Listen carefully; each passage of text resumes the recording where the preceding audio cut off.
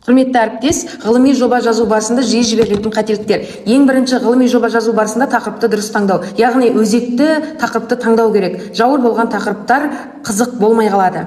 Екінші, баланы дұрыс дайындау. Кейде келеді балалар, ішінде не бар екенін бала толық білмейді. Сондықтан бала толық біліп, зерттеуге қатысса, сіздің ғылыми жобаңыз өте өзекті, жақсы болып шығады. Одан кейін күнделік жүргізбеу. Міндетті түрде қай жерге, аудан болсын, облыс, республика қайда барсаңыз да, міндетті түрде күнделік болуы керек.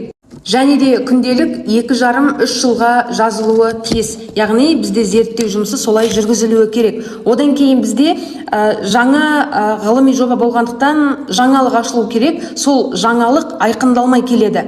Сондай-ақ ғылыми жоба бір салада ғана зерттелген болады. Есіңізге салайық, ғылыми жобада барлық саладан көріңіз. Сіздің жобаңыздағы тақырыбыңыз қай салаға қатысты және ол жақта қалай пайдаланылады. Сонда сіздің ғылыми жобаңыз толықтай ашылады. Сондай-ақ ғылыми жетекшінің пікірі болмай қалуы.